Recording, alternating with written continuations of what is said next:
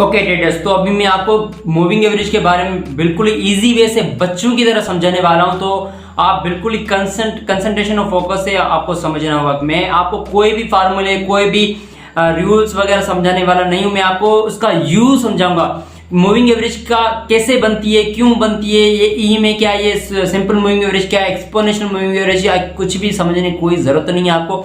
यहाँ हम एग्जाम देने के लिए बिल्कुल भी नहीं बैठे। यहाँ हमें सबसे जरूरी है जो भी लाइन बनती है इस चार्ट के ऊपर, जैसे मूविंग एवरेज कहें कि सिंपल मूविंग एवरेज कहें या एक्सपोनेंशियल मूविंग एवरेज कहें, फर्क नहीं पड़ता। फर्क इससे पड़ता है कि हम उसको यूज कैसे करें, उसको हम जो है बेनिफिट कैसे ले रहे हैं, वो हमें प्रॉफिट कैसे दे सकती है, ये समझना जरूरी है। और आज मैं आपको यही समझाने की कोशिश करूंगा। सो आप बिल्कुल ही फोकस से और टाइम हो तो उसी तरह से समझने की कोशिश करना। ओके, इंडिकेटर्स में आएंगे तो यहाँ आप लिखेंगे सिंपल मूविंग एवरेज, लिखिए एक्सपोनेंशियल। जो मैं यूज करता हूँ एक्सपोनेंशियल मूविंग एवरेज। एक्सपोनेंशियल जैसे आप लिखोगे exponential moving average, sorry moving average exponential, यहाँ पे लिखा है। जैसे ही एक्सपोनेंशियल लिखोगे आप लोग सामने आ जाएगा मूविंग एवरेज एक्सपोनेंशियल। क्लिक करोगे आप देखोगे एक बिल्कुल ही सिंपल सी लाइन बन गई चार्ट के ऊपर। हम थोड़ा सा आपको क्या करना है, सेटिंग में आने के बाद स्टाइल में आना है। स्टाइल में जैसे आएंगे यहाँ पे क्या होगा, कलर चेंज कर सकते हो जो भी आपको पसंद हो। मैं क्या करता हूँ, इसको जो है कलर कर देता हूँ, ब्लू कर देता हूँ, और जो इसका थोड़ा सा बोल्ड कर देते हैं। Okay fine. अब EMA 9 बन चुकी है। अब जैसे ही मैंने इसको इंडिकेटर में लगाया तो ये चार्ट के ऊपर सिंपल सी एक लाइन बन चुकी है। अब यहाँ पे तो अब क्या इसका यूज है ये समझने की कोशिश करेंगे, बस थोड़ा सा वेट करो। अब यहाँ से थोड़ा सा इसका कॉन्सेप्ट समझने की कोशिश करो। आप जैसी सेटिंग में आओगे तो यहाँ पे लिखा हुआ है स्टाइल के बहुत ही करीब इनपुट लिखा हुआ है। इनपुट में हम 9 को कर देते हैं यहाँ पे 20। ओके, अब जैसे ही 20 हमने किया तो क्या हुआ कि 9 प्राइस से थोड़ा सा क्या होगी, वो कैंडल के प्राइस से क्या होगी, मूविंग है थोड़ा सा दूर होगी। ओके, अब मैं इसको कर देता हूं 50। अब जैसे ही मैं 50 करूं ये क्या होगा, थोड़ी सी फ्लैट हो गई। अगर मैं इसको कर देता हूं 100, ओ माय गॉड, ये थोड़ा सा फ्लैट हो गई। ओके, अब मैं इसको यूज कर देता हूं 200, ये तो बिल्कुल ही फ्लैट हो गई। समझ लो इससे चीज में हमें क्या समझने को मिल रहा है कि यानी अगर हम मूविंग एवरेज के नंबर को जो हम कम करते हैं तो वो प्राइस के बहुत ही क्लोज आ जाती है। और जब उस नंबर को हम बढ़ा रहे हैं 20, 50, 100, 200 करें तो ये प्राइस से बहुत ही दूर होती जा रही है।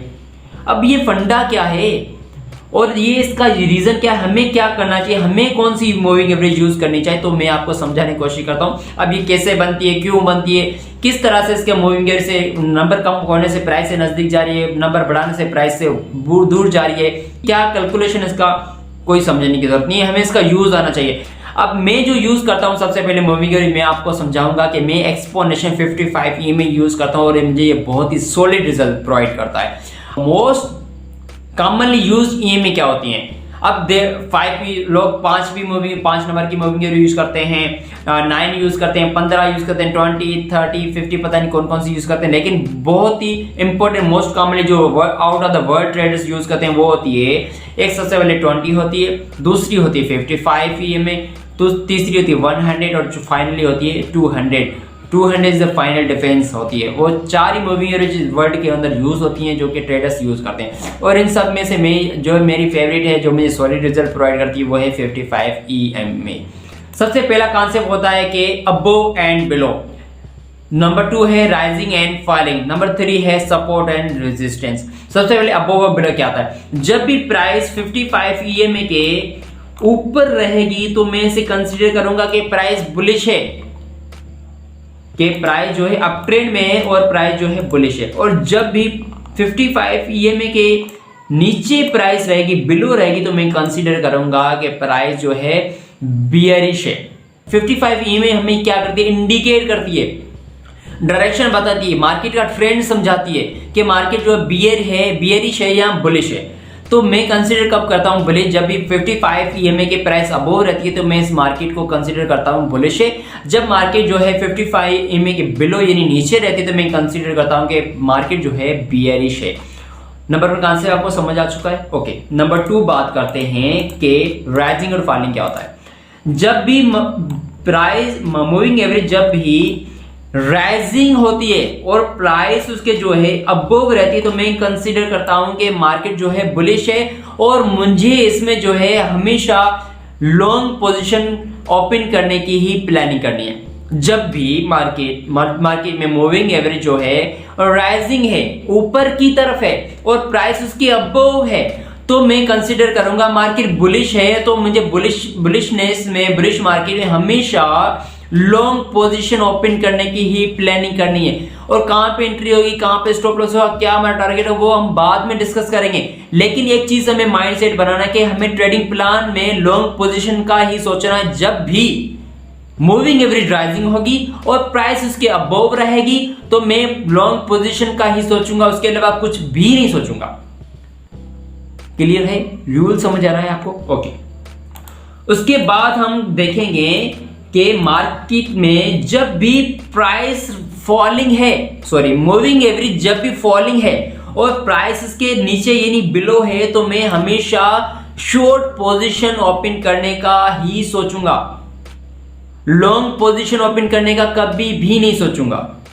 समझ आ रहा है? अब मैं आपको थोड़ा सा और क्लियर कर देता हूं। मार्केट के अंदर तीन तरह की फॉर्मेशंस बनती हैं, तीन तरह के ट्रेंड्स होते हैं। एक जिसे हम कहते हैं बुलिश यानी अप ट्रेंड, दूसरा यानी बियरिश यानी डाउन ट्रेंड, और तीसरा होता है कंसोलिडेशन यानी ही मार्केट ना अप ट्रेंड में है ना डाउन ट्रेंड में, यानी ट्रेंड में है ही नहीं। तो मैं मार्केट में दो ही ट्रेंड यूज करता हूं। जब भी मूविंग एवरेज राइजिंग है, प्राइस उसके जो है अबव है और जो है मैं इसमें लॉन्ग पोजीशन ओपन करने का सोचूंगा, और जब भी मूविंग एवरेज जो है फॉलिंग है, प्राइस इसके बिलो है, तो मैं शॉर्ट पोजीशन ओपन करने की प्लानिंग करूंगा। मगर अगर प्राइस जो है कंसोलिडेशन है, मूविंग एवरेज जो है बिल्कुल इसे कट कर रही है प्राइस को, तो मैं इसे अवॉइड करूंगा, ना लॉन्ग पोजीशन का सोचूंगा ना ही शॉर्ट पोजीशन का सोचूंगा। इस कंसोलिडेशन फेज को हमें क्या करना है, हमेशा इग्नोर करना है। हम लॉन्ग पोजीशन तभी ओपन करेंगे जब प्राइस बुलिश होगी, और लॉन्ग शॉर्ट पोजीशन तभी करेंगे जब प्राइस जो है डाउन ट्रेंड में होगी। ओके, आपको क्लियर हो रहा है, समझ आ रहा है आपको? ओके। अब दूसरी सबसे इंपॉर्टेंट बात होती है कि मूविंग एवरेज का और कौन सा जो है यूज होता है। ये तो हमें समझ आ गई कि हमें ये इंडिकेट करती है कि मार्केट का ट्रेंड बताती है कि मार्केट ट्रेंड जो है बुलिश है या जो बियरिश है या है कंसोलिडेशन फेज में, ये तो हमें चीज समझ आ चुकी है। अब दूसरी इंपॉर्टेंट आती है कि इसका दूसरा यूज क्या है, हम किस तरह से इसको एंट्री यूज कर सकते हैं, एज ए एंट्री और एज ए एग्जिट, और जो है हम अपना टारगेट इस्तेमाल कर सकते हैं according to the use of the moving average. Okay, अब मैं आपको समझाने की कोशिश करूं। जब भी मूविंग एवरेज राइजिंग है, क्लियर, और जो है प्राइस की अबव है, तो मैंने क्या कहा कि जब भी मार्केट प्राइस के अबव है तो हम लॉन्ग पोजीशन ओपन करेंगे। अब इसका यूज क्या होता है कि जब भी मार्केट इसके ऊपर होती है, प्राइस थोड़ा सा दूर मूविंग एवरेज के दूर जाने के बाद थोड़ा सा क्या करती है, उसके ऊपर जो है मूविंग एवरेज के क्लोज आ जाती है। जब भी मूविंग एवरेज के क्लोज आती है, वो मूविंग एवरेज को सपोर्ट प्रोवाइड करती है। क्या करती है? सपोर्ट प्रोवाइड करती है। यानी जब भी प्राइस जो ऊपर से जब भी मूविंग एवरेज को टच करेगी, तो मूविंग एवरेज को पुश बैक करके ऊपर की तरफ जो है थ्रो बैक करेगी। तो यहां पे क्या करेगी, प्राइस जब भी यहां से जैसे सपोर्ट लेगी, तो मूविंग एवरेज को खींच के ऊपर की तरफ जो है थ्रो कर देगी, प्राइस जो ऊपर जाएगी। तो यहाँ पे हमने लॉन्ग पोजीशन ओपन करेंगे, तो हमारा फोरकास्ट जो जाहिर राइट ही जाएगा, हमें प्रॉफिट होगा, क्योंकि हम लॉन्ग पोजीशन ओपन करेंगे। मूविंग एवरेज जो क्या करिए, जब भी सपोर्ट लेती है प्राइस, तो उसको क्या करिए, ऊपर की तरफ ही खींच रही है। इसी तरह से ही जब भी मूविंग एवरेज जो है फॉलिंग होगी, प्राइसेस के जो है बिलो रहेगी, तो मैं शॉर्ट पोजीशन ओपन करने का तभी सोचूंगा जब प्राइस जो है मूविंग एवरेज के करीब या उसी के ऊपर जो है रेजिस्टेंस प्रोवाइड करेगी, तो मैं अपनी शॉर्ट पोजीशन ओपन करूंगा। तो मूविंग एवरेज क्या करेगी, तो उस मूविंग एवरेज प्राइस को क्या करेगी, बिल्कुल ही नीचे की तरफ जो है पुश डाउन करेगी, तो प्राइस और जो है नीचे आ जाएगी। ये हमें समझाती है मूविंग एवरेज के हमें डाउन ट्रेंड और कंटिन्यू रहेगा, तो आप लॉन्ग पोजीशन जो है शॉर्ट डाउन ट्रेंड के अंदर शॉर्ट पोजीशन ओपन करोगे, तो प्राइस जो है नीचे जाएगी, तो आपको प्रॉफिट होगा। ओके, तो आप आई होप आपको ये सारी चीजें समझ आ रही है। लेकिन अगर प्राइस जो है मूविंग एवरेज बिल्कुल ही ऐसे ऐसे कट कर रही है प्राइस को और कंसोलिडेशन फेज में है, तो हम क्या करेंगे, इस चीज को अवॉइड करें, ना लॉन्ग पोजीशन ओपन करने का सोचेंगे, ना ही शॉर्ट पोजीशन ओपन करने का सोचेंगे। सो आई होप ये सारी चीजें आपको तीनों कॉन्सेप्ट समझ आ चुकी होंगी कि above and below, rising, falling and support and resistance, सारी चीजें समझ आ चुकी होंगी। अब ये क्वेश्चन आता है कि सर हमें ये सारी चीजें समझ आ चुकी, लेकिन नहीं हमें बता तो how to trade with the 55 EMA, हमारी एंट्री कहाँ पे होनी चाहिए, हमारे जो है स्टॉप लॉस कहाँ पे होना चाहिए, हमारा टारगेट कहाँ पे होना चाहिए, और सबसे जरूरी बात ये कि हमें कैसे मालूम पड़ेगा कि मूविंग एवरेज जो है उसके ऊपर प्राइस ने जो है सपोर्ट ले लिया है, और कैसे हमें समझ आएगा कि मूविंग एवरेज के ऊपर जो है प्राइस ने रेजिस्टेंस ले लिया है और हम एंट्री अपनी एग्जीक्यूट करें, कहां पे एंट्री, कहां पे स्टॉप लॉस, कहां पे टारगेट। तो ये भी आपका जो है क्वेश्चन में क्लियर कर देता हूं। ओके, इसको हमें समझने के लिए हमें आना पड़ेगा चार्ट के ऊपर। ओके, यहां पे थोड़ा सा, okay now look at, okay तो नाउ हम अभी चार्ट के ऊपर आप समझते हैं कि इनकी एंट्री, एग्जिट और स्टॉप लॉस कहां पे करना चाहिए, टारगेट कहां पे होना चाहिए, सारा कुछ समझते हैं। तो सबसे पहले हमें अपना नंबर 1 कॉन्सेप्ट यूज करना है कि प्राइस जो है क्या है, अप ट्रेंड में है या डाउन ट्रेंड में। अब ये कौन बताएगा, हमें मूविंग एवरेज बताएगी। तो हमें देखना होगा कि ये में क्या है, राइजिंग है, फॉलिंग है। तो यहाँ पे हम देखेंगे, तो हम यहाँ पे देखें तब बिल्कुल ही, और इसको कलर चेंज कर देते हैं पहले। ओके, प्राइस क्या है, मूविंग एवरेज क्या है, राइजिंग है, ऊपर की तरफ जा रही है। ओके, क्लियर है। दूसरा कि प्राइस इसकी अबोव है या बिलो है, प्राइस इसकी अबोव ही है। ओके, यानी हमारा ट्रेंड क्या चल रहा है, अप ट्रेंड चल रहा है। तो हमें क्या पोजीशन ओपन करने की प्लान करनी है कि लॉन्ग पोजीशन ओपन करने की प्लानिंग करनी होगी। तो हम लॉन्ग पोजीशन तभी ओपन करेंगे जब भी प्राइस जो है 55 EMA के ऊपर जो है सपोर्ट लेगी। अब सपोर्ट कैसे मालूम होगा कि प्राइस जो है क्या करिए, इसके ऊपर जो बिल्कुल रहने के बाद जब भी प्राइस आएगी EMA के ऊपर, तो वहां पे ग्रीन कैंडल जब भी आपको दिखाई देगा, ग्रीन कैंडल जब भी आपको दिखाई देगा, तो आपको ग्रीन कैंडल को देख के यानी आपको समझ जाना है कि 55 EMA के ऊपर जो है जो प्राइस ने सपोर्ट ले लिया है। अब देयर आर मेनी चांसेस के जो है EMA राइजिंग है, प्राइस के अबोव है, तो ये ट्रेंड जो है कंटिन्यू रहेगा और प्राइस जो है ऊपर जाएगी। तो हम लॉन्ग पोजीशन ओपन करेंगे। अब जो है हमारी एंट्री कहाँ होगी, ओके हमारी एंट्री जो है एग्जैक्टली फाइन, ओके मैं यहाँ पे आ जाता हूँ। हमारी एंट्री रहेगी कैंडल, जो ग्रीन कैंडल बनेगी, ग्रीन कैंडल के अबोव हमारी एंट्री रहेगी, और ग्रीन कैंडल के लो के नीचे हमारा रहेगा स्टॉप लॉस। आप यहाँ पे एंटर कर सकते हो और यहाँ पे भी एंटर कर सकते हो। तो यानी मान लेते हैं हमने यहाँ पे एंटर किया। ओके, यहाँ पे एंटर किया, हमारा थोड़ा सा आपको याद रखना है कि थोड़ा सा ऊपर रहना है टारगेट। ओके, अब यहाँ ट्रेडिंग व्यू के ऊपर थोड़ा सा एक टूल है, आपको यहाँ पे लॉन्ग पोजीशन दिखाई दे रहा है, शॉर्ट पोजीशन। तो आप लॉन्ग पोजीशन में जैसे ही आप क्लिक करोगे, तो आप जहां पे आपने एंट्री की है वहां पे इसको क्लिक करोगे, तो जहां पे आपका स्टॉप लॉस है, जहां पे आप लगा रहे हैं, तो वहां पे आप इसको जाके सेट कर दोगे। और जैसे ही आपने सेट किया, तो आपको जो है आप टारगेट लेना है इसका 1:1.5 या 1:2।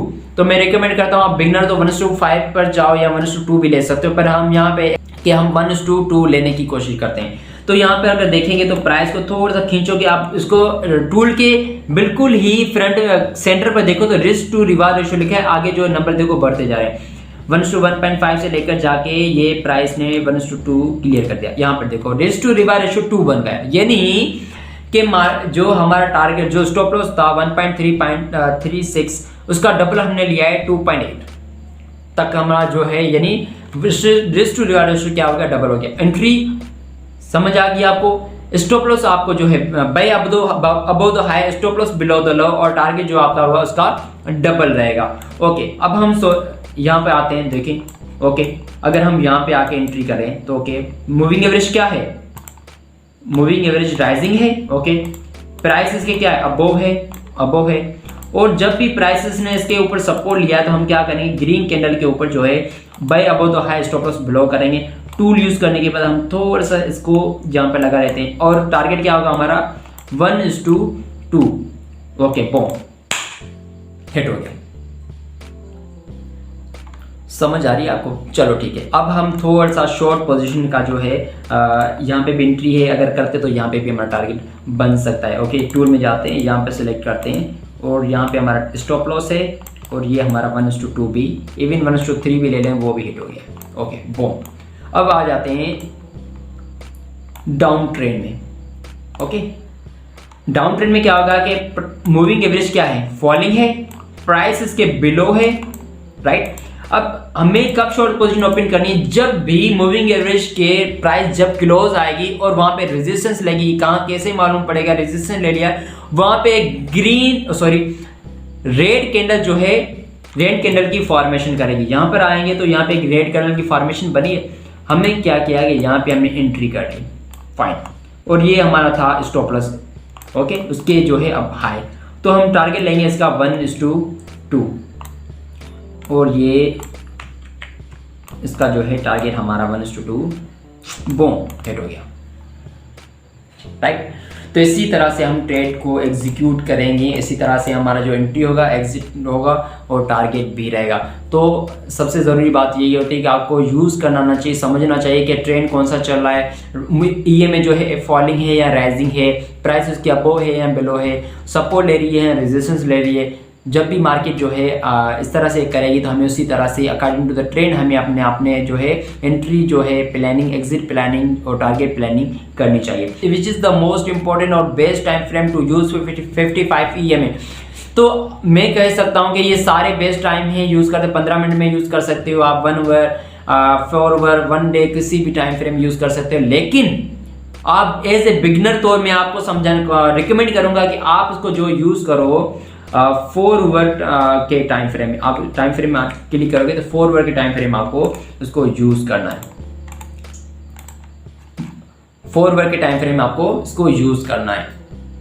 तो ये आपको वहां पे सॉलिड रिजल्ट देगा। इसमें क्या होगा, आपको जो है रोज तो ट्रेड नहीं मिलेंगे, आपको कभी कभार मिलेंगे ट्रेड, लेकिन जब भी मिलेंगे तो प्रोबेबिलिटी हाई प्रोबेबिलिटी ट्रेड ही मिलेंगे। तो चलो ये क्वेश्चन आपका क्लियर होगा। सब अब दूसरी बात है कि सर बैक टेस्टिंग क्या होता है। अब बैक टेस्टिंग का मतलब क्या आता है कि यार आपको मैं समझाने की कोशिश करता हूँ। फॉर सपोज आप मुझसे बाइक लेना चाहते हो, तो बाइक लेने के लिए आप मुझे डायरेक्ट तो पैसे नहीं दोगे और बाइक उठा के लेके चले जाओगे। आप कहोगे सर मुझे पहले अपनी बाइक दो, मैं आपको चेक करूंगा उसके जो क्या माइलेज है, कौन से वो सही से काम करती है, सही से चलती है या नहीं चलती। आप उसके बाद यूज करने के बाद जब आप सेटिस्फाइड होगे तभी आप मुझे पैसे दोगे और बाइक लोगे। इसी तरह से मैं आपको स्टडी तो दे रहा हूँ, लेकिन इसको आपको बैक टेस्ट यानी यूज कर समझना होगा कि आपको बैक टेस्ट करने के बाद ही आपको अपने पैसे हार्ड अर्न मनी लगानी, क्योंकि ये वाकई में ये वर्क करती है या नहीं करती। तो मैं दूसरे यूट्यूबर्स की तरह ये नहीं दिखाऊंगा कि जहां पे वो वर्क कर रही है वही पॉइंट आपको दिखा दूंगा, देखो यहाँ पे वर्क कर रही है। मैं आपको वही रेंडमली आपको मैं चार्ट पर लेके जाता हूँ, रेंडमली हम उसको बैक टेस्ट करते हैं वाकई में ये वर्क करती है या नहीं करती। तो ओके, तो मैं आपको रेंडमली थोड़ा सा इसको प्राइस के जो है पीछे चले जाते हैं। ओके, हम जो है यहाँ से यूज करते हैं इसको। ओके, यहाँ से देखते हैं रेंडमली। ओके, फाइनली तो यहाँ से प्राइस क्या है इसके जो है, और यहाँ देखो यहाँ पे एंट्री है आपकी, ये है आपकी एंट्री। ओके, इवन ये भी आपकी एंट्री है, फाइन। ओके, यहाँ पे ओके अभी भी अप ट्रेंड चल रहा है, ये है आपकी एंट्री। यहाँ पे कंसोलिडेशन फेज है, मैंने आपको कहा था कि मार्केट जब कंसोलिडेशन फेज में हो, प्राइस मूविंग एवरेज प्राइस को कट करी तो वहाँ पे हम एंट्री नहीं करेंगे। और देखो फाइनली यहाँ पे एंट्री है आपकी, यहाँ पे एंट्री है आपकी, यहाँ पे एंट्री है आपकी। ओके, ये है आपकी एंट्री, बूम। इट मीन्स कि ये जो है मूविंग एवरेज वर्क करे। इसी तरह से ये तो मैंने आपको एज ए एग्जांपल तो आपको समझने की कोशिश की। इसी तरह आपको बैक टेस्ट करना है, ये नहीं आपको किसी भी चार्ट, किसी भी इथेरियम पे जाओ, डॉट पे जाओ, बीटीसी के चार्ट पे जाओ, 4 आवर का चार्ट यूज करना है आपको।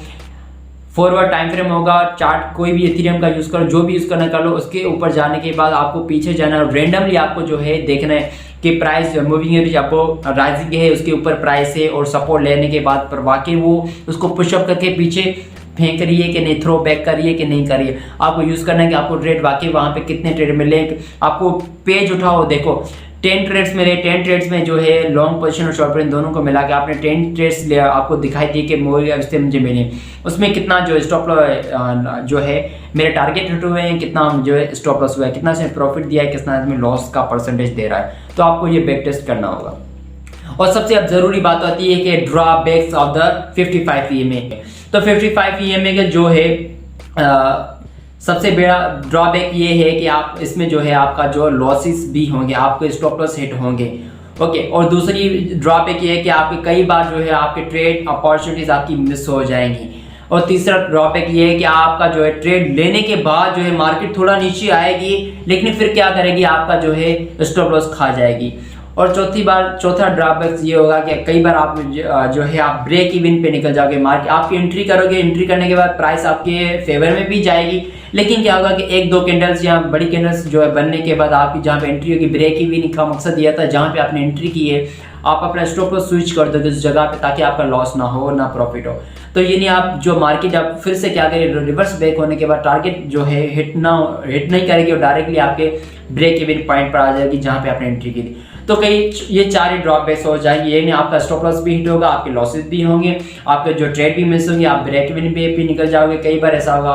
तो ये नहीं, जैसे आपको फेसेस करने पड़ेंगे और प्रॉफिट भी होगा। तो ये आपको बैक टेस्ट करना पड़ेगा, बैक टेस्ट करने के बाद ही आपको ये सारी चीज़ें समझ आएंगे। सो आई होप आपको ये वीडियो पसंद आया होगा, आपको इससे बहुत कुछ सीखने को मिला होगा। मैंने इसमें कोई भी फालतू की बात नहीं की, जो भी अप्रोप्रिएट थी वही मैंने की है। सो आपको वीडियो पसंद आया तो वीडियो को लाइक कर देना, कमेंट में ज़रूर बताना कि आपने वीडियो से क्या वैल्यू मिली। अगर आप इस चैनल पर नए हो तो इस चैनल को सब्सक्राइब ज़रूर कर देना, अपने हो सके तो अपने फ्रेंड्स के साथ भी शेयर कर देना। So thank you so much.